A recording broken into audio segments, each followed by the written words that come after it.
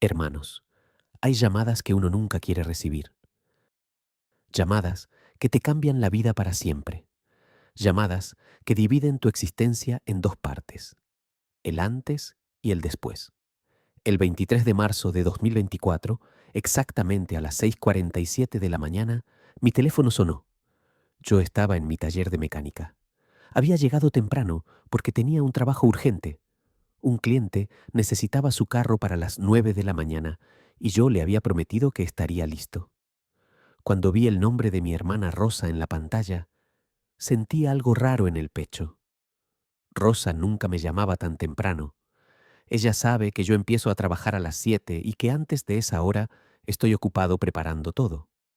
Contesté, Rosa, ¿qué pasó? Lo único que escuché fueron sollozos. Mi hermana estaba llorando tanto que no podía hablar. Intentaba decir algo, pero las palabras no le salían. Rosa, cálmate, respira, dime qué pasó.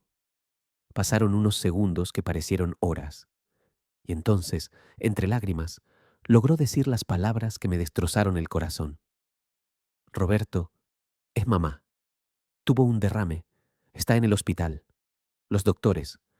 Los doctores dicen que no va a pasar la noche. El teléfono casi se me cae de la mano. Mi madre, doña Carmen Lucía Herrera, 78 años, la mujer que me trajo al mundo, la mujer que me crió sola, la mujer que trabajó hasta romperse las manos para que yo pudiera comer, la mujer que nunca faltó un domingo a la iglesia, la mujer que todavía me llamaba todos los días a las 8 de la noche para preguntarme si ya había cenado. Esa mujer estaba muriendo. Voy para allá, le dije a Rosa. No te muevas, voy para allá. Colgué el teléfono. Me quedé parado en medio de mi taller, rodeado de carros a medio arreglar, de herramientas, de aceite y grasa. Y por primera vez en muchos años no supe qué hacer. Mis piernas no me respondían. Mi mente estaba en blanco. Solo podía pensar una cosa. Mi mamá se está muriendo. Pero hermanos, lo que pasó en las siguientes 72 horas en ese hospital de Houston, Texas, es algo que los doctores todavía no pueden explicar. Algo que quedó registrado en los expedientes médicos como recuperación sin precedentes. Algo que hizo que 3 enfermeras que no creían en Dios cayeran de rodillas a llorar. Algo que cambió la vida de todos los que lo presenciaron. Mi nombre es Roberto Jiménez. Tengo 54 años. Soy mecánico de carros desde hace 30 años. Vivo en Houston, Texas. Y esta es la historia de cómo Dios levantó a mi madre de la muerte. Pero antes de contarles lo que pasó en ese hospital, necesito que conozcan a mi mamá. Necesito que entiendan quién es ella, porque cuando entiendan su historia, van a entender por qué Dios hizo lo que hizo. Mi mamá, Carmen Lucía Herrera, nació el 12 de septiembre de 1946 en un pueblo pequeño de Michoacán, México. El pueblo se llamaba San José de la Paz. Era un lugar tan pequeño que ni siquiera aparecía en los mapas. Tenía una iglesia, una tiendita, una escuela de un solo salón y unas 50 casas de adobe con techos de lámina. Mi abuelo, Joaquín Herrera, era campesino. Sembraba maíz y frijol en un pedazo de tierra que apenas daba para comer. Mi abuela, María de la Luz, lavaba ropa ajena y hacía tortillas para vender en el mercado del pueblo vecino. Mi mamá fue la tercera de 6 hijos, 3 varones y 3 mujeres. Vivían todos en una casa de 2 cuartos. Los niños dormían en petates en el piso.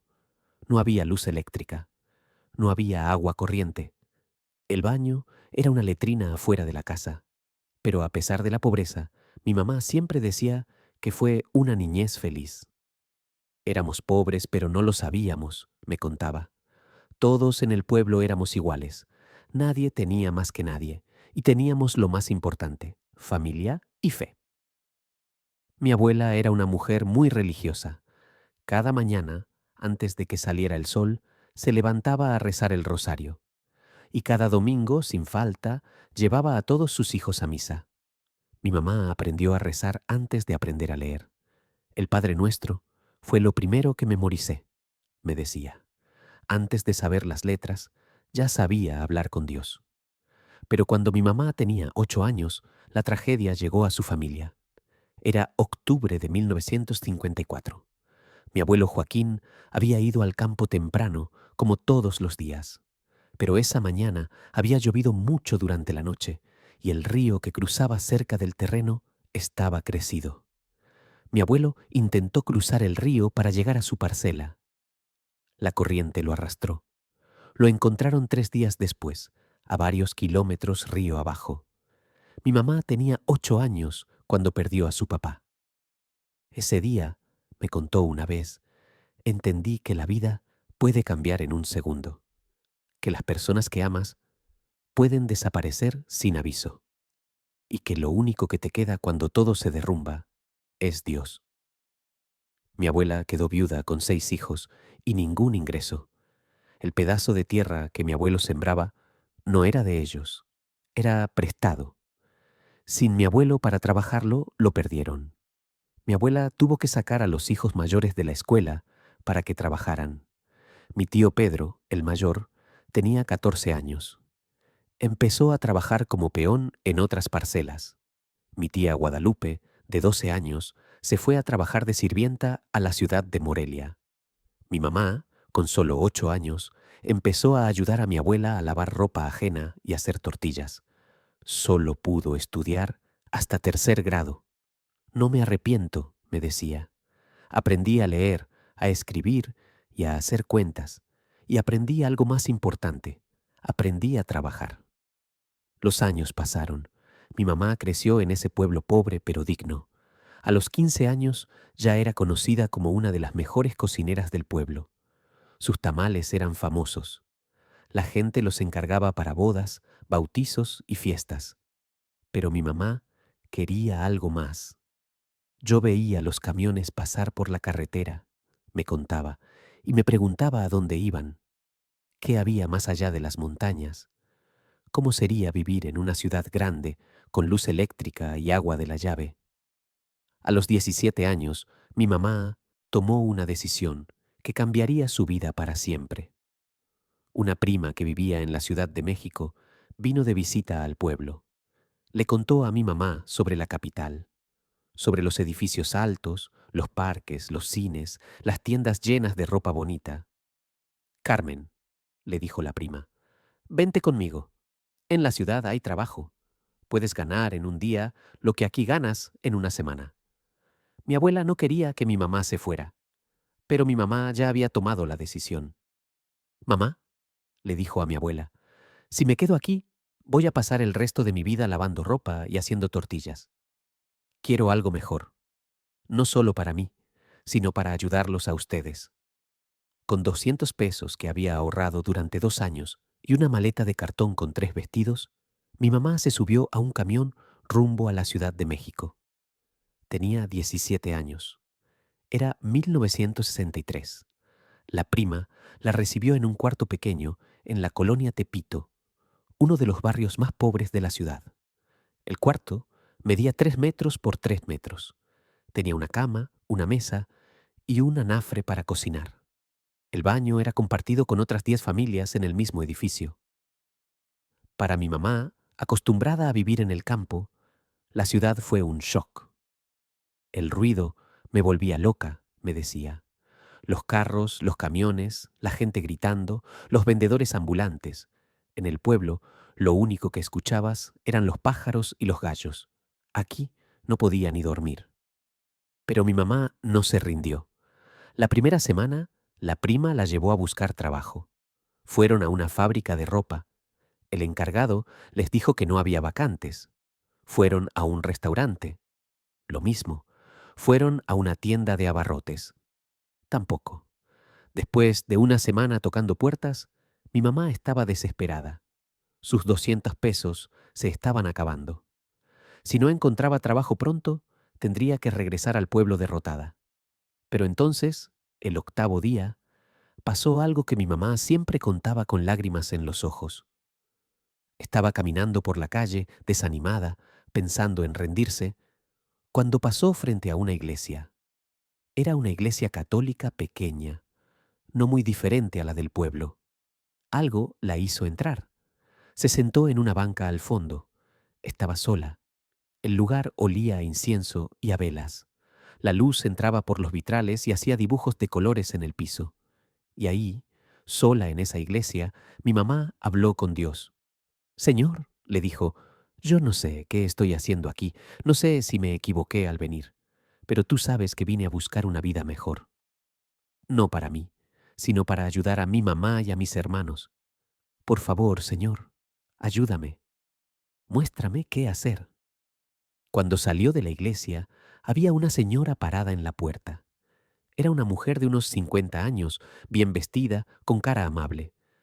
Muchacha, le dijo a mi mamá, te vi entrar hace rato. ¿Estás bien? ¿Necesitas algo?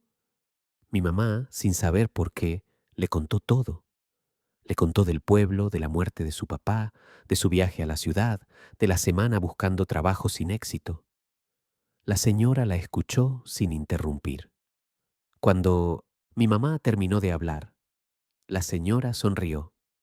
Muchacha, yo creo que Dios me puso aquí para encontrarte. Necesito una muchacha que me ayude en la casa. ¿Sabes cocinar? Sí, señora, sé hacer de todo. ¿Sabes limpiar? Sí, señora. ¿Eres honrada? Sí, señora. Puede preguntarle a quien quiera. La señora se llamaba doña Esperanza Villalobos. Vivía en la colonia Roma, un barrio de clase media alta. Necesitaba una empleada doméstica porque la que tenía se había ido a su pueblo y no regresó. Ese día, mi mamá empezó a trabajar para doña Esperanza. Trabajó con ella durante 8 años. Doña Esperanza no solo le dio trabajo, le enseñó a mi mamá cosas que nunca había aprendido. Le enseñó a leer mejor, porque mi mamá solo había estudiado hasta tercero. Le enseñó a escribir cartas. Le enseñó matemáticas básicas. Le enseñó modales de ciudad. Y más importante, doña Esperanza era una mujer de fe profunda. Cada domingo llevaba a mi mamá a misa con ella. Después de misa, hablaban sobre el sermón, sobre la Biblia, sobre Dios. Doña Esperanza fue como una segunda mamá para mí, me decía mi mamá. Ella me enseñó que se puede ser pobre pero educada, que se puede ser sirvienta pero digna, y que Dios no mira tu posición social, mira tu corazón. En 1970, cuando mi mamá tenía 24 años, conoció a mi papá. Se llamaba Raúl Jiménez. Era un hombre guapo de 28 años que trabajaba de chofer para una familia rica de la colonia Polanco.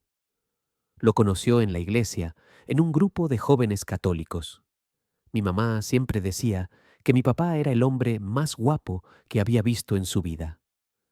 Tenía unos ojos verdes que brillaban cuando sonreía, me contaba, y cuando me miraba yo sentía que el corazón se me salía del pecho. Se casaron en 1971. Fue una boda sencilla en la misma iglesia donde se conocieron. Mi mamá usó un vestido blanco que doña Esperanza le regaló. Mi papá usó un traje prestado. Yo nací en 1972. Mi hermana Rosa nació en 1974. Los primeros años de matrimonio fueron buenos. Mi papá trabajaba mucho. Mi mamá dejó de trabajar para doña Esperanza para cuidarnos a nosotros. Vivíamos en un departamento pequeño pero limpio en la colonia Narvarte. No teníamos mucho dinero, pero teníamos amor. O eso creía mi mamá. En 1975, mi papá llegó a la casa con una noticia que cambiaría nuestras vidas. Carmen, le dijo a mi mamá, me ofrecieron un trabajo en Estados Unidos, en Houston, Texas. Pagan el triple de lo que gano aquí. Podemos ir los cuatro. Podemos darles una mejor vida a los niños. Mi mamá no quería irse. México era su país. Sus hermanos estaban ahí. La tumba de su papá estaba ahí. Doña Esperanza, que ya era como su familia, estaba ahí. Pero mi papá insistió. Carmen, piensa en los niños. Aquí no hay futuro. Allá pueden estudiar. Pueden ser alguien. Al final, mi mamá aceptó. Vendieron todo lo que tenían. Los muebles, la estufa, la televisión. Juntaron dinero para pagar a un coyote que nos cruzaría la frontera. En agosto de 1975 cruzamos el río Bravo en la madrugada. Yo tenía 3 años. No recuerdo nada. Rosa tenía 1 año. Mi mamá siempre decía que ese cruce fue lo más difícil que hizo en su vida. Llevaba a tu hermana amarrada al pecho con un rebozo, me contaba. Tu papá te cargaba a ti. El agua estaba fría y la corriente era fuerte. Pensé que no íbamos a lograrlo, pero seguí rezando el rosario en mi mente, paso por paso. Y Dios nos ayudó a cruzar. Llegamos a Houston sin papeles, sin dinero, sin conocer a nadie. Pero mi papá consiguió trabajo rápido. Era buen chofer. Una familia americana lo contrató para manejar sus carros y hacer mandados. Mi mamá empezó a limpiar casas. Los primeros años en Houston fueron difíciles pero esperanzadores. Estábamos juntos. Teníamos trabajo. Yo empecé a ir a la escuela y aprendí inglés rápido. Rosa también. Pero en 1982, cuando yo tenía 10 años y Rosa tenía 8, todo se derrumbó. Un día, mi papá llegó del trabajo y nos dijo que tenía que ir a hacer un mandado. Salió de la casa a las 7 de la noche. No regresó. Lo esperamos toda la noche. Mi mamá llamó al trabajo donde él trabajaba. Le dijeron que había renunciado esa tarde. Llamó a la policía. Le dijeron que un adulto tiene derecho a irse si quiere. Pasaron los días, las semanas, los meses. Mi papá había desaparecido. 2 meses después nos enteramos de la verdad. Una vecina chismosa le contó a mi mamá que había visto a mi papá en un supermercado. Pero no estaba solo. Estaba con una mujer y un niño pequeño. Mi papá había estado viviendo una doble vida. Tenía otra mujer, otra familia, un hijo que era apenas unos meses menor que Rosa, y un día, simplemente, decidió que ya no quería estar con nosotros. Nos abandonó por la otra familia. Mi mamá quedó destrozada, pero eso no fue lo peor. Lo peor fue que mi papá se llevó todos los ahorros, todo el dinero que habían juntado en 7 años de trabajo. Mi mamá se quedó sin nada, sin esposo, sin dinero, sin papeles, con 2 hijos que alimentar. Cualquier otra mujer se hubiera derrumbado. Pero mi mamá no. Los días después de que mi papá se fue fueron los más oscuros que recuerdo. Mi mamá lloraba todas las noches. Yo la escuchaba desde mi cuarto. Trataba de llorar bajito para que no la oyéramos, pero las paredes del apartamento eran muy delgadas. Pero cada mañana, sin falta, mi mamá se levantaba a las 5, se bañaba, se vestía, nos preparaba el desayuno, nos llevaba a la escuela y después se iba a trabajar. Nunca nos dejó ver que estaba sufriendo, nunca nos hizo sentir que éramos una carga. Mijos, nos decía, su papá se fue, pero Dios no nos ha dejado. Vamos a salir adelante, ya van a ver. Y salimos adelante. Mi mamá consiguió 3 trabajos. De 6 de la mañana a 2 de la tarde, limpiaba casas en Coral Gables. Iba de casa en casa en el autobús. Limpiaba cocinas, baños, pisos. Lavaba ropa, planchaba, hacía camas. De 3 de la tarde a 8 de la noche, trabajaba en una lavandería. Doblaba ropa, atendía clientes, cerraba la caja. Los sábados y domingos limpiaba oficinas por la noche. Dormía 4 horas al día, a veces menos. Sus manos se le partían del jabón y la lejía. En las noches se las untaba con vaselina y se ponía guantes para dormir. Pero nunca se quejó. Bueno, casi nunca. Recuerdo una noche, cuando yo tenía unos 12 años, que llegué a la cocina por un vaso de agua y encontré a mi mamá sentada en la mesa. Tenía la cabeza agachada y estaba llorando. «Mamá, ¿qué tienes?» Ella se secó las lágrimas rápido. «Nada, mijo. Solo estoy cansada». Me senté junto a ella. «Mamá, ¿por qué trabajas tanto? Nunca te vemos. Siempre estás trabajando». Ella me miró con esos ojos cafés que tenían bolsas de cansancio debajo. «Mijo, trabajo tanto porque los quiero, porque quiero que tengan una vida mejor que la mía. Quiero que estudien, quiero que sean alguien. Y para eso se necesita dinero. Y para tener dinero hay que trabajar. Pero te vas a enfermar, mamá. Ella sonrió y me acarició la cabeza. Dios me da fuerzas, mijo. Cada mañana le pido que me dé fuerzas para un día más. Y cada mañana me las da. No te preocupes por mí, tú preocúpate por estudiar. Y así lo hice. Estudié duro, saqué buenas calificaciones. Me gradué de la preparatoria en 1990. Mi mamá lloró de felicidad ese día. Mijo, me dijo abrazándome fuerte, tú eres el primer Herrera que se gradúa de la prepa. Tu abuelita estaría tan orgullosa. Rosa también se graduó 2 años después. Yo no pude ir a la universidad porque teníamos que trabajar para ayudar a mi mamá, pero conseguí trabajo de mecánico en un taller. El dueño, un señor mexicano llamado Don Aurelio, me enseñó todo lo que sé. Trabajé con él 15 años. Cuando don Aurelio se retiró, me vendió el taller a plazos. Hoy ese taller es mío. Se llama Jiménez Auto Repair. Tengo 4 empleados y todo, absolutamente todo, se lo debo a mi mamá.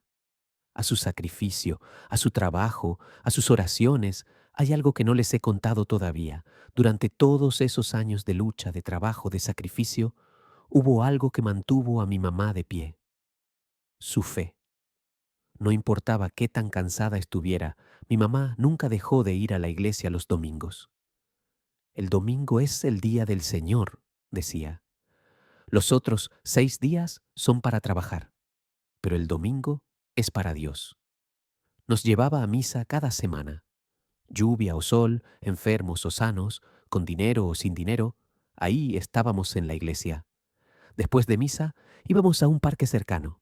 Mi mamá compraba unos tacos de un carrito y nos sentábamos a comer bajo un árbol. Esos domingos eran los únicos días que veía a mi mamá relajada. Miren el cielo, nos decía señalando las nubes. ¿Ven qué bonito? Dios hizo todo eso, las nubes, los árboles, los pájaros, y nos hizo a nosotros también. ¿Cómo no vamos a confiar en alguien que hizo todo esto? Pero la fe de mi mamá no era solo de domingo. Cada noche, antes de dormir, mi mamá se arrodillaba junto a su cama y rezaba. Rezaba el rosario completo, los 5 misterios, las 50 Avemarías, los Padre Nuestros, todo. A veces yo me despertaba en la madrugada y la escuchaba susurrando en su cuarto. Dios te salve María, llena eres de gracia. Cuando yo era adolescente, me daba vergüenza. Mamá, le decía, ¿por qué rezas tanto? ¿Crees que Dios te escucha? Ella me miraba con paciencia. Mijo, yo sé que Dios me escucha, porque he visto su mano en mi vida muchas veces. Cuando tu papá nos dejó, yo quería morirme, pero Dios me dio fuerzas para seguir. Cuando no teníamos para comer, siempre aparecía algo. Un trabajo extra, una señora que me pagaba más de lo que le pedía, una bolsa de comida que alguien nos regalaba. Eso no es casualidad, mijo. Eso es Dios. También oraba por nosotros. Cada noche, sin falta, oraba por mí y por Rosa. Señor, la escuché decir una vez, cuida a mis hijos, protégelos del mal, que nunca les falte trabajo, que encuentren parejas que los quieran, que tengan hijos sanos y que nunca, nunca se olviden de ti.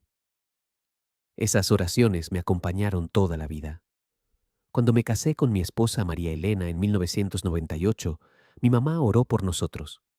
Cuando nació mi hija Carmen, le puse así en honor a mi mamá, en 2000, mi mamá oró por ella. Cuando mi hijo Roberto Jr. nació en 2003, mi mamá oró por él. Y cuando mi negocio pasó por momentos difíciles en 2009, durante la crisis económica, mi mamá oró por el taller. No te preocupes, mijo, me dijo cuando le conté que tal vez iba a tener que cerrar. Dios no te va a dejar caer. Yo voy a orar. Y no cerré. Pasamos el momento difícil y el negocio se recuperó. Coincidencia, pensarán algunos. Yo sé que no fue coincidencia. Para 2020, mi mamá tenía 74 años. Rosa y yo habíamos querido que se viniera a vivir con alguno de nosotros desde hacía años, pero ella siempre se negó. Yo todavía puedo sola, decía. El día que no pueda, les aviso. Vivía en su casita de 2 cuartos en el este de Houston, una casita vieja pero bien cuidada. Cada semana iba una señora a ayudarla con la limpieza pesada, pero mi mamá todavía cocinaba, todavía lavaba su ropa, todavía cuidaba sus plantas. Tenía un jardincito pequeño donde sembraba chiles, tomates y hierbas.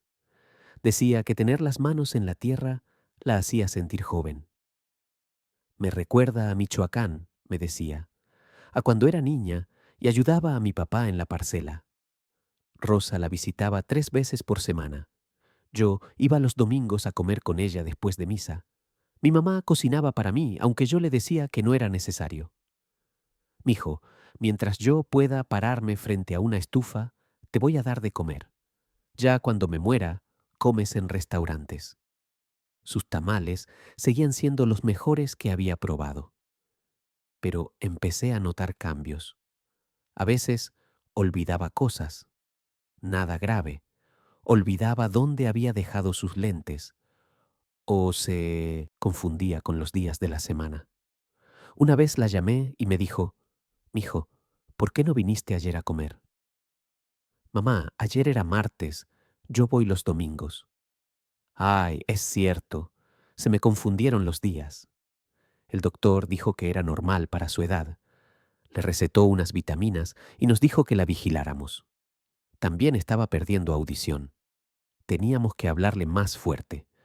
A veces le decíamos algo y no respondía porque no había escuchado, y se cansaba más fácil. Antes podía caminar varias cuadras sin problema. Ahora se sentaba a descansar cada pocas casas. «Ya estoy vieja, mijo», me decía cuando yo le sugería que fuera al doctor. «El cuerpo se cansa, es normal».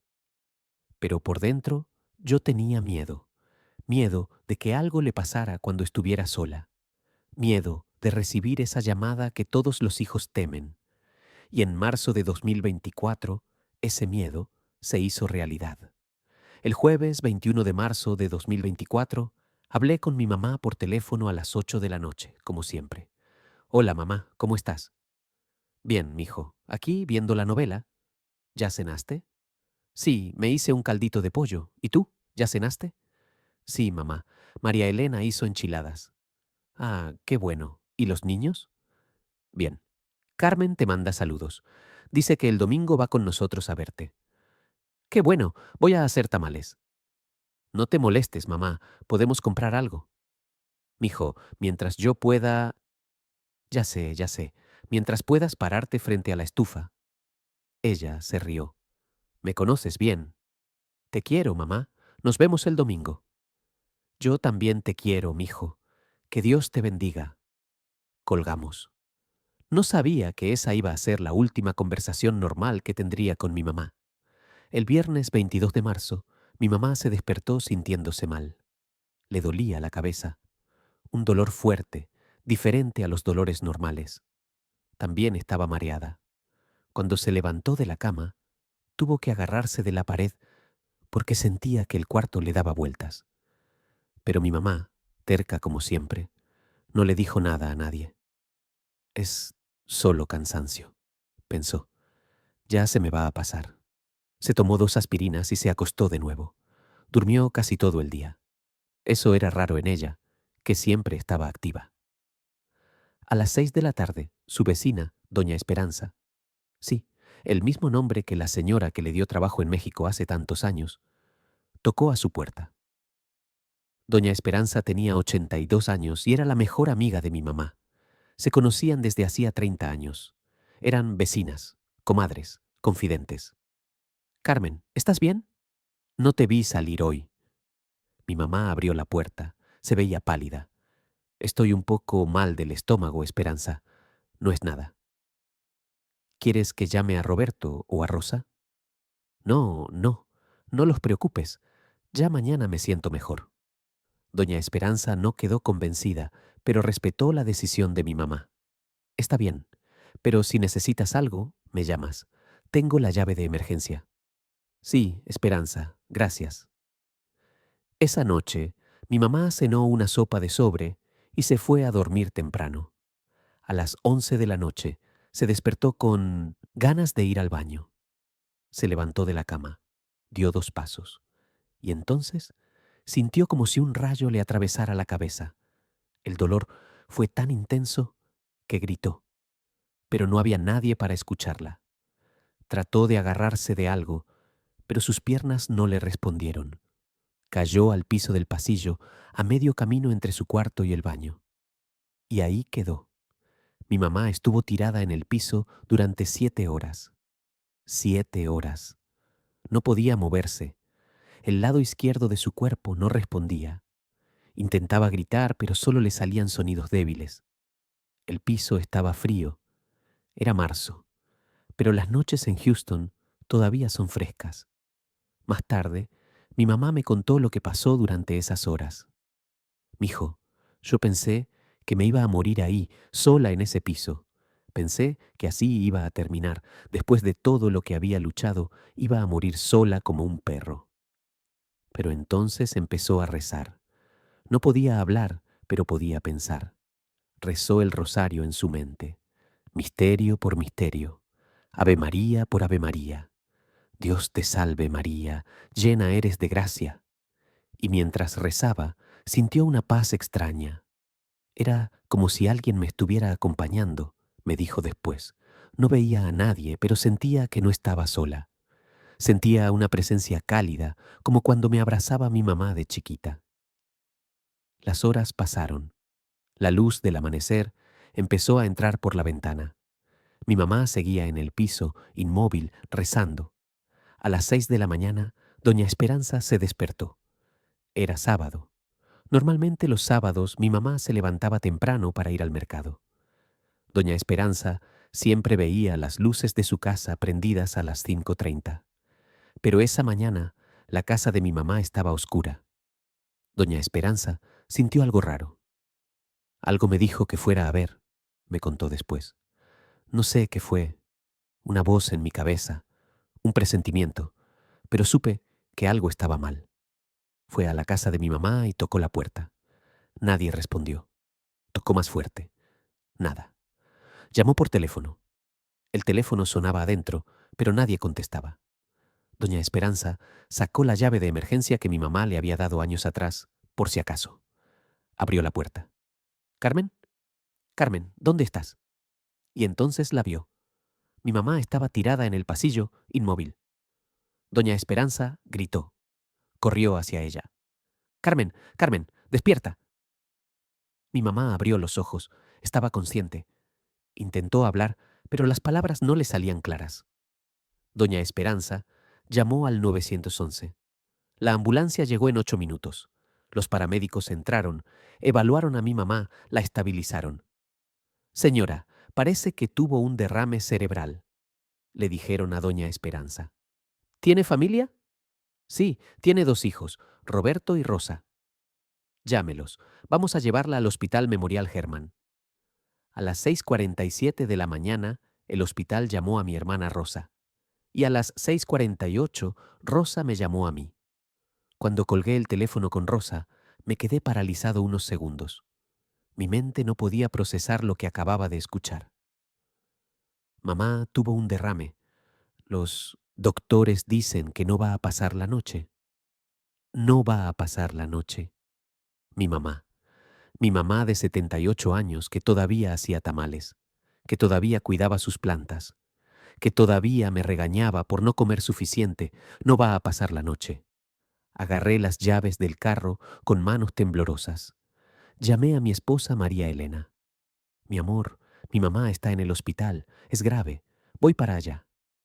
María Elena empezó a llorar. «Voy contigo». «No, quédate con los niños. Yo te llamo cuando sepa algo». Salí del taller sin apagar las luces, sin cerrar la puerta, sin importarme nada. El hospital estaba a 20 minutos de mi taller. Manejé como loco.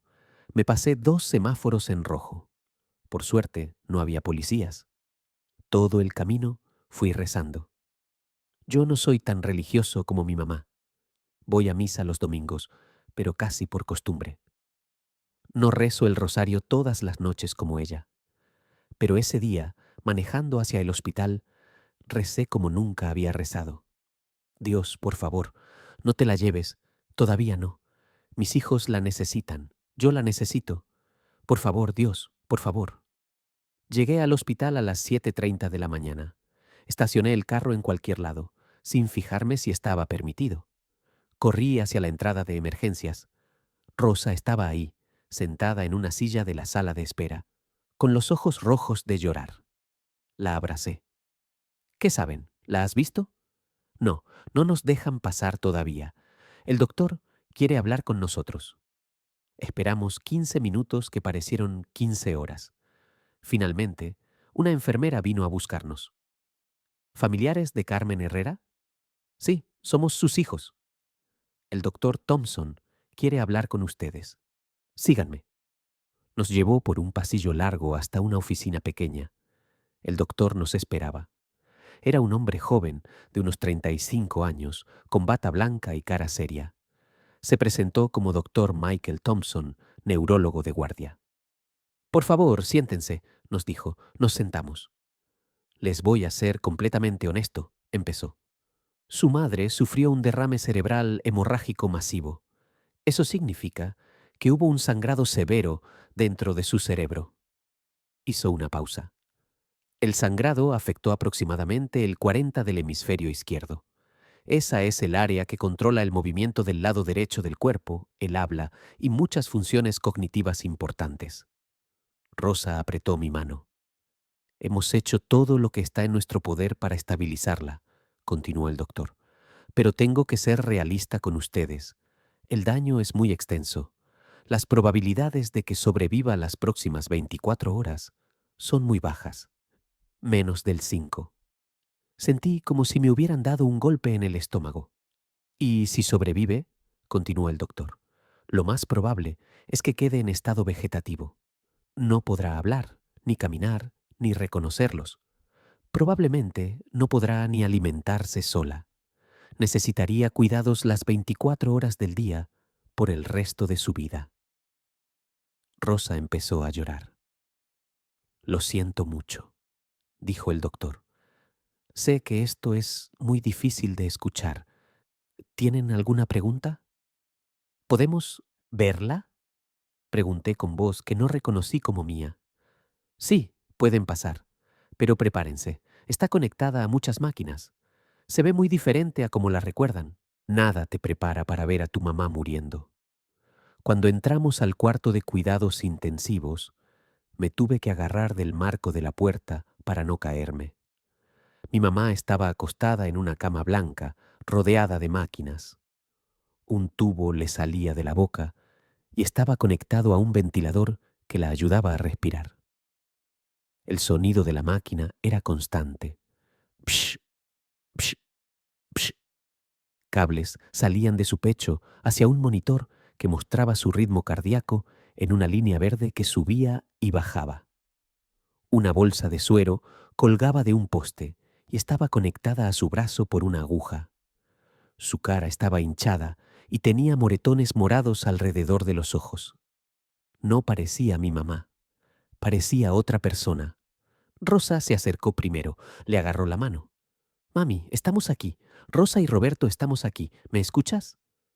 No hubo respuesta, solo el sonido de las máquinas. Yo me acerqué al otro lado de la cama. Tomé la otra mano de mi mamá. Estaba fría. Mami, le dije, y mi voz se quebró. Soy yo, Roberto. Vine a verte. Nada. Sus ojos estaban cerrados. No se movía. Me arrodillé al lado de la cama y empecé a hablar con ella como si pudiera escucharme. Mami, ¿te acuerdas cuando era chiquito y me daba miedo la oscuridad?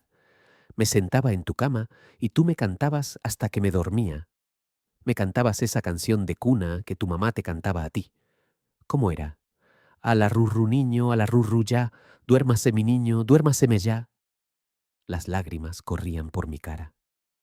Mami, tú me enseñaste a ser fuerte, me enseñaste que no importa qué tan difícil estén las cosas, siempre hay que seguir adelante.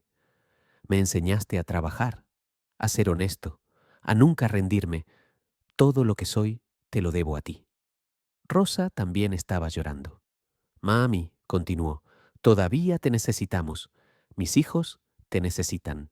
Los nietos que todavía no conoces te necesitan. No te vayas. Pelea. Pelea como peleaste toda tu vida. Me sequé las lágrimas con la manga de la camisa.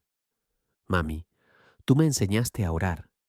Me enseñaste que Dios escucha, que los milagros existen. Pues ahora te toca a ti recibir un milagro y yo voy a orar hasta que Dios te lo mande. Nada te prepara para ver a tu mamá muriendo. Cuando entramos al cuarto de cuidados intensivos, me tuve que agarrar del marco de la puerta para no caerme. Mi mamá estaba acostada en una cama blanca, rodeada de máquinas. Un tubo le salía de la boca y estaba conectado a un ventilador que la ayudaba a respirar. El sonido de la máquina era constante. Psh, psh, psh. Cables salían de su pecho hacia un monitor que mostraba su ritmo cardíaco en una línea verde que subía y bajaba.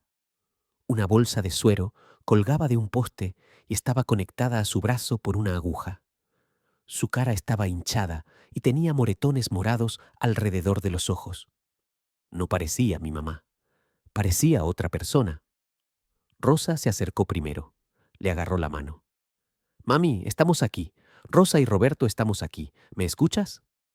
No hubo respuesta, solo el sonido de las máquinas. Yo me acerqué al otro lado de la cama. Tomé la otra mano de mi mamá. Estaba fría. Mami, le dije, y mi voz se quebró. Soy yo, Roberto, vine a verte. Nada. Sus ojos estaban cerrados. No se movía. Me arrodillé al lado de la cama y empecé a hablar con ella como si pudiera escucharme. Mami, ¿te acuerdas cuando era chiquito y me daba miedo la oscuridad? Me sentaba en tu cama y tú me cantabas hasta que me dormía. Me cantabas esa canción de cuna que tu mamá te cantaba a ti. ¿Cómo era? A la rurru niño, a la rurru ya, duérmase mi niño, duérmaseme ya. Las lágrimas corrían por mi cara. Mami, tú me enseñaste a ser fuerte. Me enseñaste que no importa qué tan difícil estén las cosas, siempre hay que seguir adelante. Me enseñaste a trabajar, a ser honesto, a nunca rendirme. Todo lo que soy te lo debo a ti. Rosa también estaba llorando. Mami, continuó, todavía te necesitamos, mis hijos te necesitan, los nietos que todavía no conoces te necesitan, no te vayas. Pelea, pelea como peleaste toda tu vida. Me sequé las lágrimas con la manga de la camisa. Mami, tú me enseñaste a orar, me enseñaste que Dios escucha, que los milagros existen, pues ahora te toca a ti recibir un milagro, y yo voy a orar hasta que Dios te lo mande. Rosa y yo decidimos quedarnos en el hospital toda la noche. No íbamos a dejar a nuestra mamá sola. Llamé a mi esposa y le pedí que viniera con los niños al día siguiente. ¿Quieren ver a su abuelita una última vez?, le dije. Por si acaso.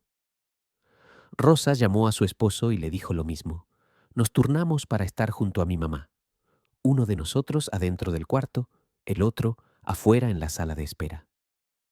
A las 10 de la noche estaba yo solo con mi mamá. Las máquinas seguían sonando. El monitor mostraba los signos vitales que, según las enfermeras, estaban estables pero críticos. Me senté en una silla junto a la cama y saqué mi teléfono. Busqué en Google oraciones para enfermos graves. Encontré varias. Las leí en voz alta, aunque no sé si mi mamá podía escucharme. Señor Jesús, tú que pasaste por este mundo haciendo el bien y sanando a los enfermos, te pido que extiendas tu mano sanadora sobre mi madre Carmen. Toca su cuerpo enfermo y dale la salud que necesita. En tu nombre te lo pido. Amén. Seguí leyendo oraciones. Leí el Salmo 23. El Señor es mi pastor, nada me faltará. Leí el Salmo 91. El que habita al abrigo del Altísimo morará bajo la sombra del Todopoderoso. A medianoche llamé al padre Antonio, el sacerdote de la parroquia donde mi mamá asistía. Padre, soy Roberto Jiménez, el hijo de Carmen Herrera. Roberto, ¿qué pasó? Le expliqué la situación. Voy para allá, dijo el padre. Tu mamá necesita los sacramentos. A la 1 de la mañana, el padre Antonio llegó al hospital. Le dieron permiso de entrar al cuarto de cuidados intensivos. Le dio a mi mamá la unción de los enfermos, el sacramento que la Iglesia Católica administra a los que están en peligro de muerte. Ungió su frente con aceite santo, rezó sobre ella. Por esta santa unción y por su bondadosa misericordia, te ayude el Señor con la gracia del Espíritu Santo, para que, libre de tus pecados, te conceda la salvación y te conforte en tu enfermedad. Cuando el padre terminó, me dijo: Roberto, tu mamá es una mujer de fe profunda. He sido su confesor durante 15 años. Conozco su corazón. Ella confía en Dios completamente y ahora tú también tienes que confiar. Padre, los doctores dicen que no hay esperanza. El padre me miró con ojos sabios. Los doctores saben de medicina, pero no saben de milagros. Sigue orando y deja que Dios haga su trabajo. A las 3 de la mañana, cuando Rosa estaba con mi mamá y yo estaba en la sala de espera, tratando de dormir un poco, escuché un código por los altavoces. Código azul, cuidados intensivos, habitación 412. Código azul. Habitación 402 era el cuarto de mi mamá. Me levanté de un salto y corrí. Cuando llegué, había un grupo de doctores y enfermeras entrando al cuarto. Rosa estaba afuera, temblando. ¿Qué pasó?, le grité. No sé, no sé. De repente, las máquinas empezaron a sonar y me sacaron. Nos quedamos parados en el pasillo, abrazados, sin saber qué hacer. Podíamos ver a través de la ventana del cuarto. Los doctores estaban trabajando sobre mi mamá. Escuché la palabra desfibrilador. Escuché la voz del doctor decir despejen. Vi el cuerpo de mi mamá saltar cuando la corriente eléctrica pasó por ella. Una vez. Sin respuesta. Otra vez. Despejen. Otra vez su cuerpo saltó. Rosa estaba sollozando. Yo no podía ni llorar. Estaba paralizado. Pasaron minutos que parecieron horas. Y entonces el ritmo de las alarmas cambió. El sonido agudo y constante que había estado sonando se convirtió en un bip, pip, pip, regular. El doctor salió del cuarto. Su madre entró en paro cardíaco, nos dijo. Su corazón se detuvo durante aproximadamente 4 minutos. Logramos revivirla, pero... ¿Pero qué?, pregunté. 4 minutos sin oxígeno al cerebro puede causar daño adicional. Daño que se suma al que ya tenía por el derrame. Sinceramente, no terminó la frase. ¿Podemos verla?, preguntó Rosa. En unos minutos, cuando la estabilicemos. Esperamos. 10 minutos después, nos dejaron entrar. Mi mamá seguía igual, los tubos, las máquinas, los monitores. Pero algo había cambiado. No en ella, en mí. Cuando me acerqué a la cama, sentí algo que no había sentido antes. Una paz extraña. No tenía sentido. Mi mamá acababa de morir y revivir. Los doctores decían que no había esperanza. Todo indicaba que esta era el final. Pero yo sentía paz. Y entonces recordé algo que mi mamá me había dicho muchas veces. Mijo, cuando sientas paz en medio de la tormenta, eso es Dios diciéndote que todo va a estar bien. Me arrodillé junto a la cama. Dios, oré en voz baja. Yo no sé qué está pasando. No entiendo por qué estoy sintiendo paz cuando debería estar desesperado. Pero si esto es una señal tuya, si me estás diciendo que todavía hay esperanza, por favor, muéstrame. Haz algo, cualquier cosa. Las horas más oscuras son las que vienen antes del amanecer. Eso decía mi mamá. A las 5 de la mañana, Rosa se había quedado dormida en una silla de la sala de espera. Yo estaba solo con mi mamá. Las máquinas seguían sonando. El ventilador seguía respirando por ella. Pero algo había cambiado en los monitores. Los números que mostraban su presión arterial, que habían estado bajos toda la noche, empezaron a subir. Al principio pensé que era mi imaginación, pero no. El número seguía subiendo. De 80-50 a 90-60. De 90-60 a 100-70. De 100-70 a 110-75. Llamé a una enfermera. Disculpe, ¿estos números son normales? ¿Están subiendo? La enfermera miró el monitor. Su cara mostró sorpresa. Eso es interesante, dijo. Déjeme llamar al doctor. El doctor Thompson llegó 15 minutos después. Revisó los monitores. Revisó a mi mamá. Le examinó los ojos con una linterna. Esto no tiene sentido, murmuró. ¿Qué pasa, doctor? Sus signos vitales están mejorando, significativamente. Después de un paro cardíaco, lo normal es que se deterioren, no que mejoren. ¿Eso es bueno? Es inesperado. Voy a ordenar otra tomografía para ver qué está pasando en su cerebro. Se llevaron a mi mamá para hacerle la tomografía. Esperamos una hora. A las 7 de la mañana, el doctor Thompson nos llamó a su oficina otra vez. Pero esta vez, su cara era diferente. No era la cara seria y triste de la noche anterior.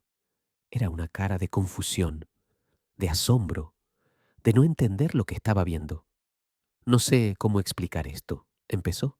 La tomografía de anoche mostraba un sangrado masivo que cubría casi el 40 del hemisferio izquierdo. Ese tipo de daño bueno, es devastador, irreversible. Hizo una pausa. La tomografía de esta mañana muestra que el sangrado se redujo, significativamente. Está ahora en menos del 15. La hinchazón también bajó casi completamente. Rosa y yo nos miramos. ¿Qué significa eso?, pregunté. Significa que su madre está mejorando, de una manera que nosotros, no podemos explicar médicamente. Los derrames hemorrágicos no se curan solos. El sangrado no desaparece así.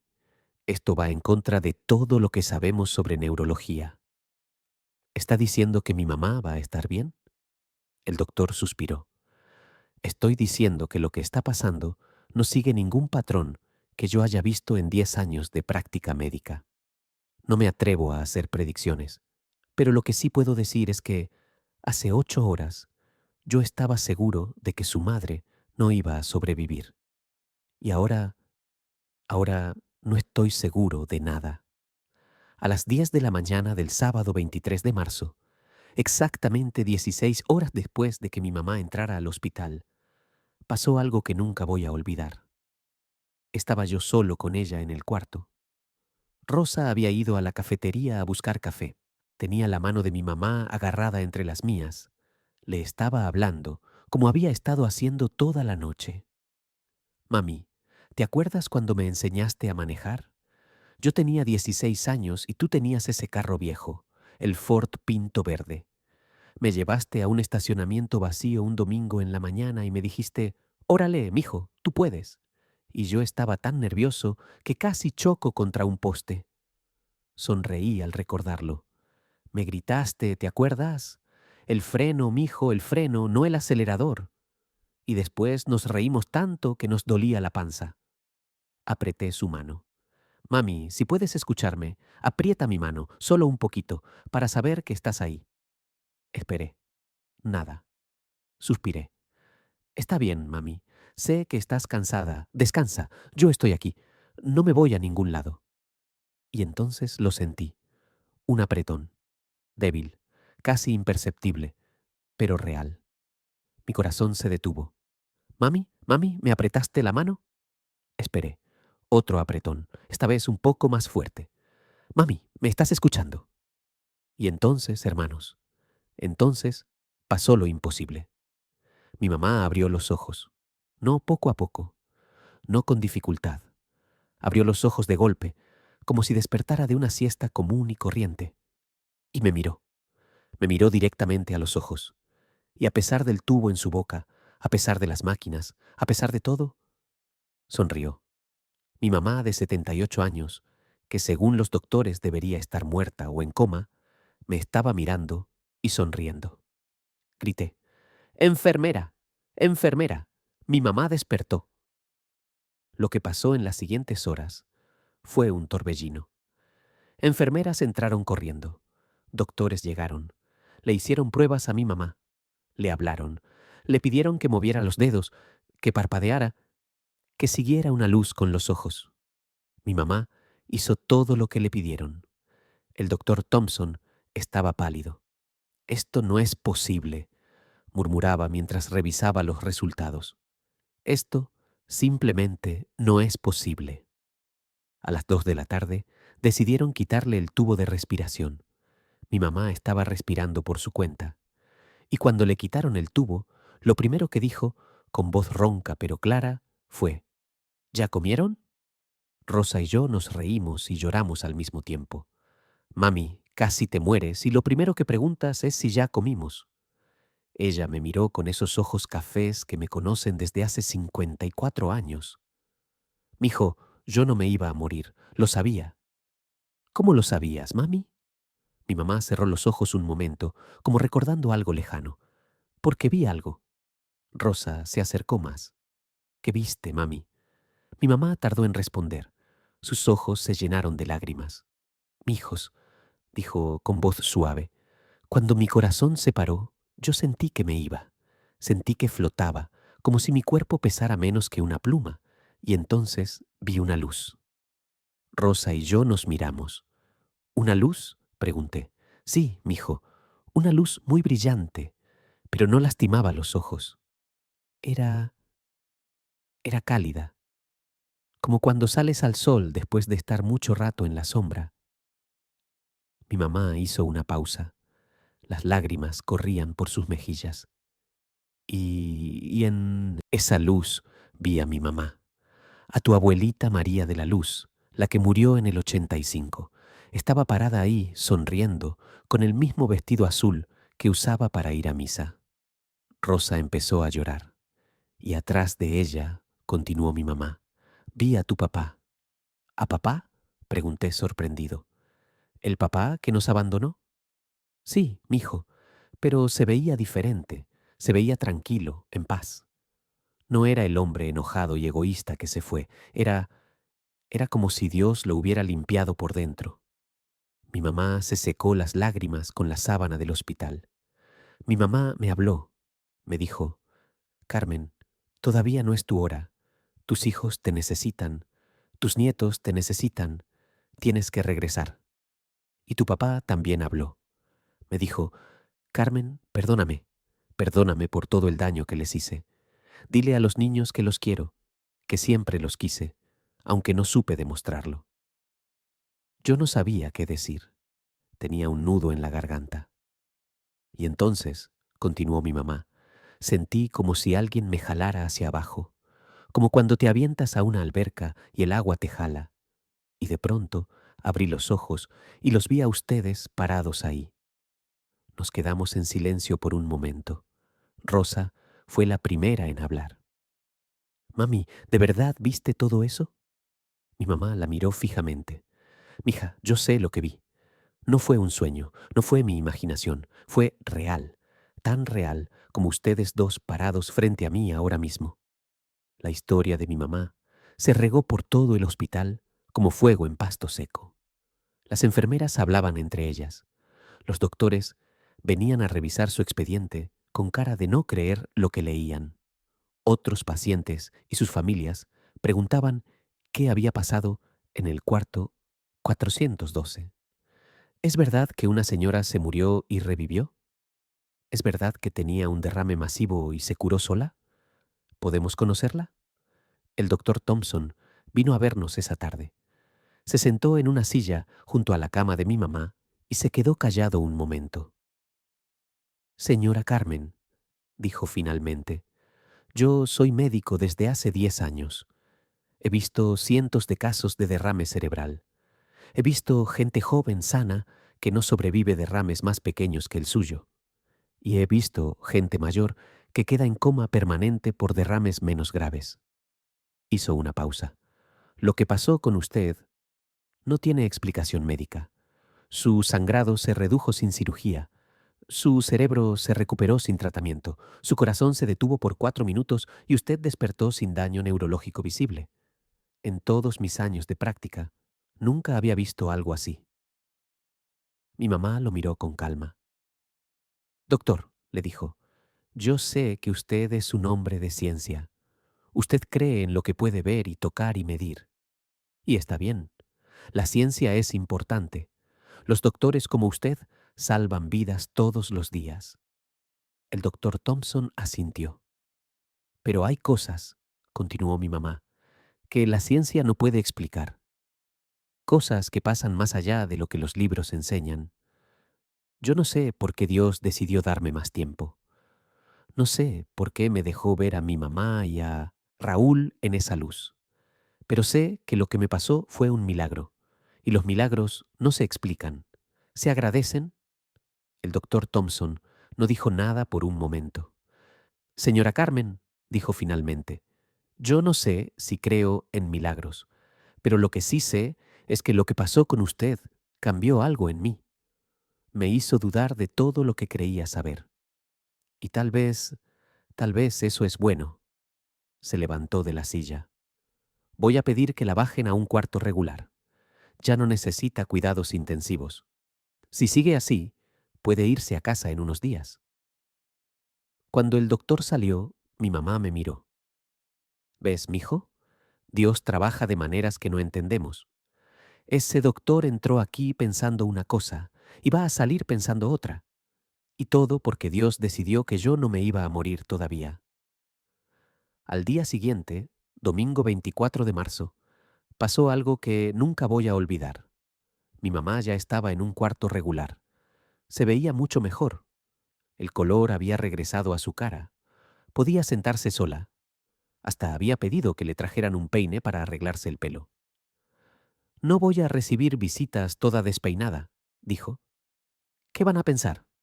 A las 10 de la mañana llegó mi esposa María Elena con nuestros hijos, Carmen de 24 años y Roberto Jr. de 21. Cuando mis hijos vieron a su abuelita sentada en la cama, sonriendo, los dos se soltaron llorando. Abuelita, dijo mi hija Carmen abrazándola, pensamos que te habíamos perdido. Mija, respondió mi mamá acariciándole el pelo, yo no me voy a ir hasta que me veas casada y con hijos. Todavía tengo mucho que hacer aquí. Roberto Jr., mi hijo, es un muchacho de pocas palabras, pero ese día se arrodilló junto a la cama de mi mamá y le dijo, Abuelita, gracias por no irte, gracias por quedarte. Mi mamá le agarró la cara con las dos manos. Mijo, yo no me quedé por mí, me quedé por ustedes, porque los quiero y porque Dios sabe que ustedes me necesitan. Mientras estábamos ahí, 3 enfermeras entraron al cuarto. Eran las mismas enfermeras que habían estado de guardia la noche que mi mamá entró en paro cardíaco. Las reconocí. Una de ellas era la enfermera mayor que nos había dicho que nos preparáramos para lo peor. Se llamaba Patricia. Tenía unos 55 años y cara seria. Las otras dos eran más jóvenes. Una se llamaba Jennifer, de unos 30 años. La otra se llamaba Amanda, de unos 25. Señora Carmen, dijo Patricia, ¿podemos hablar con usted un momento? Claro, mija, pasen. Las 3 enfermeras se pararon al pie de la cama. Patricia habló primero. Señora Carmen, yo llevo 30 años trabajando en este hospital. He visto de todo. He visto gente morir que no debería morir. He visto milagros médicos que los doctores no pueden explicar. Pero lo que pasó con usted, su voz se quebró. Yo dejé de creer en Dios hace 20 años, cuando mi hijo de 8 años murió de leucemia. Recé y recé y recé, y Dios no lo salvó. Desde ese día decidí que si había un Dios, no quería nada que ver con él. Las lágrimas corrían por su cara, pero cuando la vi a usted despertar, cuando vi sus ojos abrirse después de que su corazón se había parado por 4 minutos, cuando vi los resultados de la tomografía mostrando que el sangrado había desaparecido, algo cambió en mí. Se arrodilló junto a la cama de mi mamá. Señora Carmen, anoche llegué a mi casa y me arrodillé por primera vez en 20 años y le pedí perdón a Dios. Le pedí perdón por haberme alejado de Él y le di gracias por lo que hizo con usted. porque usted me devolvió la fe. Mi mamá le agarró las manos. Mija, le dijo, Dios nunca te abandonó, ni siquiera cuando tu hijo murió. Él estaba ahí contigo, cargando tu dolor, y tu hijo está con él ahora, esperándote. Algún día lo vas a volver a ver. Patricia empezó a llorar más fuerte. Jennifer, la segunda enfermera, también habló. Yo nunca fui religiosa, dijo. Crecí en una familia que no iba a la iglesia. Siempre pensé que la religión era para gente débil, que necesitaba creer en algo. Pero lo que vi con usted, no puedo explicarlo. Y si no puedo explicarlo con ciencia, entonces tal vez hay algo más. También se arrodilló. Amanda, la más joven, fue la última. Yo me consideraba atea, dijo con voz temblorosa. Decía que solo creía en lo que podía probar. Pero usted es la prueba de algo que no puedo negar, algo que va más allá de la medicina, más allá de la ciencia, más allá de todo lo que me enseñaron en la universidad. También se arrodilló. Las tres enfermeras estaban de rodillas junto a la cama de mi mamá. Mi mamá las miró con ojos llenos de amor. Mijas, les dijo, lo que pasó conmigo no fue para mí, fue para ustedes, fue para que vieran que Dios es real, que los milagros existen, que hay esperanza más allá de lo que los ojos pueden ver. Las tres enfermeras lloraban, y entonces mi mamá hizo algo que me dejó sin palabras. Les pidió que juntaran las manos con ella. Y ahí, en ese cuarto de hospital, mi mamá de 78 años oró por esas tres enfermeras. Padre Celestial, oró, gracias por estas tres mujeres que cuidan a los enfermos. Gracias por sus manos que sanan.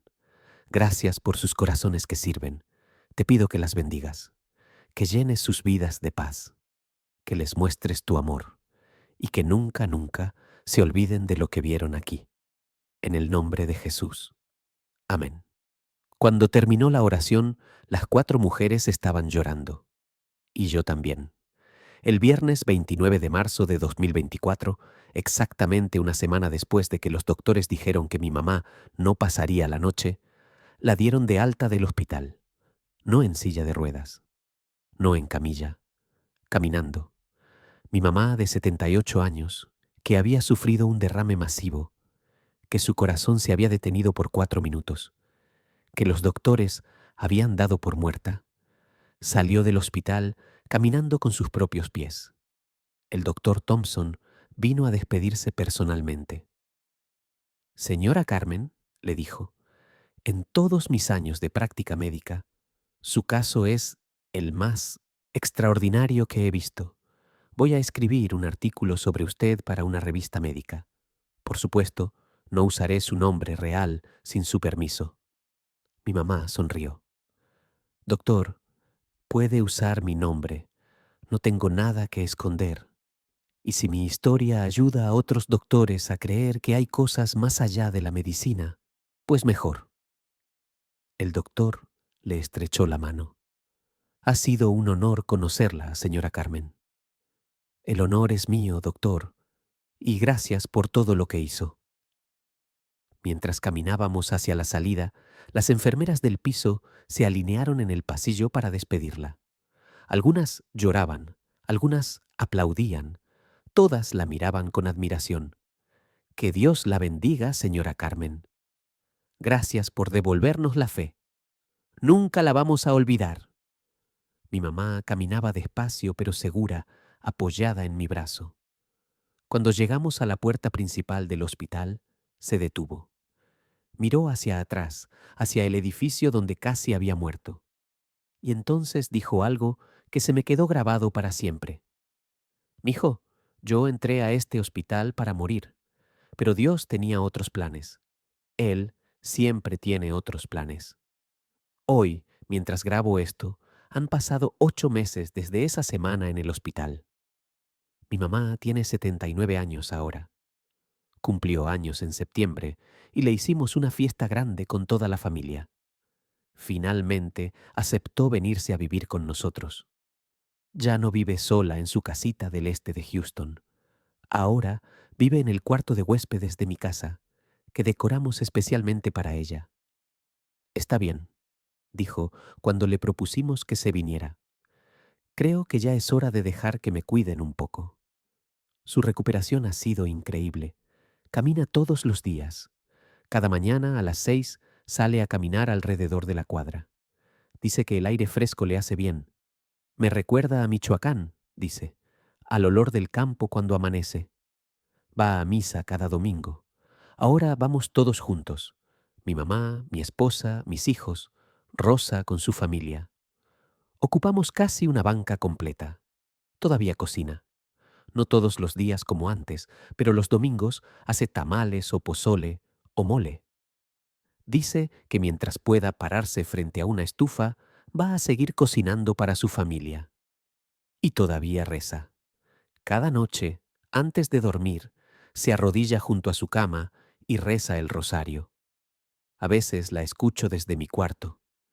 Dios te salve María, llena eres de gracia. Y cada vez que la escucho, me acuerdo de esa noche en el hospital. Me acuerdo de las máquinas sonando, del tubo en su boca, de los doctores diciéndonos que no había esperanza. Y me acuerdo de que Dios tenía otros planes. La historia de mi mamá no se quedó en el hospital, se regó por toda nuestra comunidad. El padre Antonio la invitó a dar su testimonio en la iglesia. Un domingo, frente a más de 300 personas, mi mamá contó lo que había vivido. Habló de las 7 horas tirada en el piso de su casa. Habló del derrame y del paro cardíaco.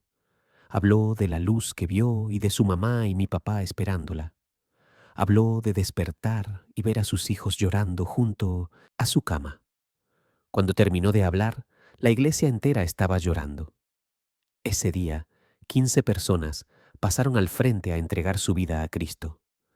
Personas que habían dejado de creer.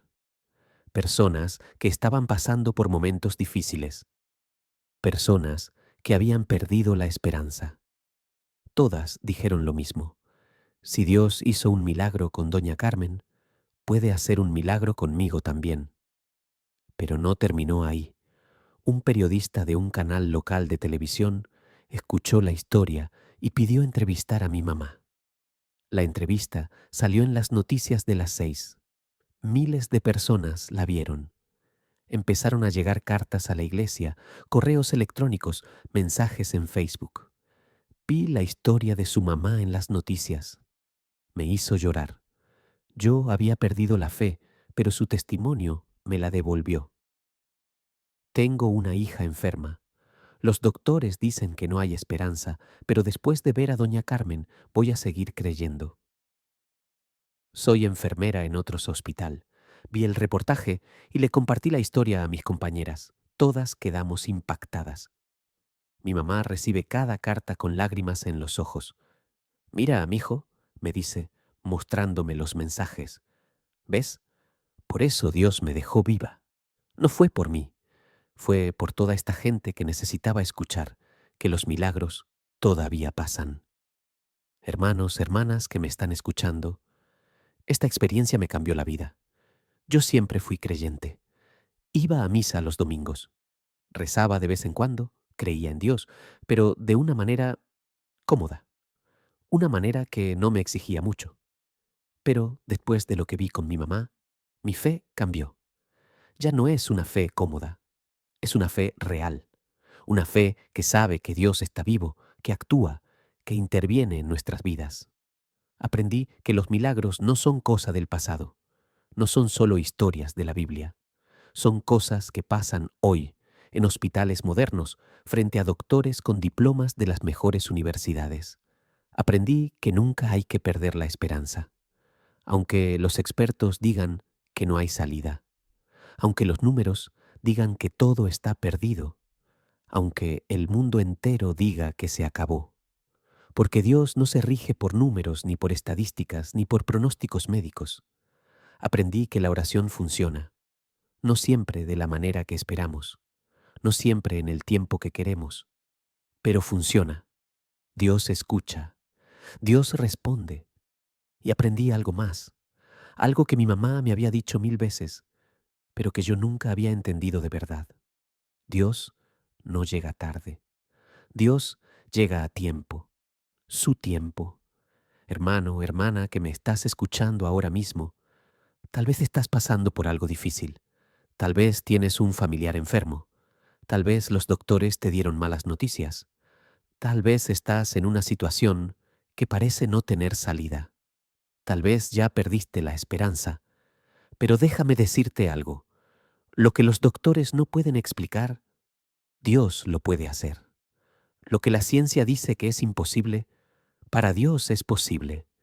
Lo que el mundo da por perdido, Dios lo puede restaurar. Mi mamá estuvo 7 horas tirada en un piso frío.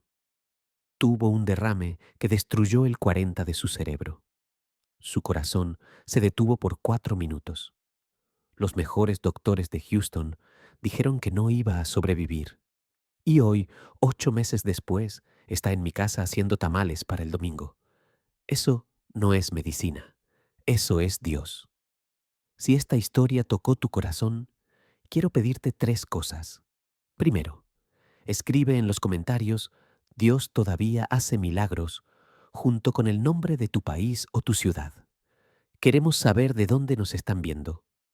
Queremos orar por ustedes. Segundo, comparte este video con alguien que necesite escucharlo. Alguien que esté pasando por un momento difícil. Alguien que haya perdido la esperanza. Un clic tuyo puede cambiar una vida. Tercero, si todavía no lo has hecho, suscríbete a este canal y activa la campanita. Cada semana subimos testimonios como este, historias reales de gente real que ha visto el poder de Dios en sus vidas. Y por último, si estás pasando por algo difícil ahora mismo, quiero orar por ti. Cierra los ojos, pon tu mano en tu corazón y repite conmigo. Padre Celestial, tú conoces mi situación, tú sabes lo que estoy pasando, tú ves mis lágrimas, tú escuchas mis oraciones. Hoy te pido que hagas en mi vida lo que hiciste en la vida de Doña Carmen, que muestres tu poder, que hagas un milagro, no porque yo lo merezca, sino porque tú eres bueno, porque tú me amas, porque para ti nada es imposible. En el nombre de Jesús. Amén. Dios te bendiga, hermano. Dios te bendiga, hermana. Y nunca olvides, cuando ya no hay nada que hacer, ahí es cuando Dios empieza a trabajar. Gracias por escuchar la historia de mi mamá. Hasta el próximo video.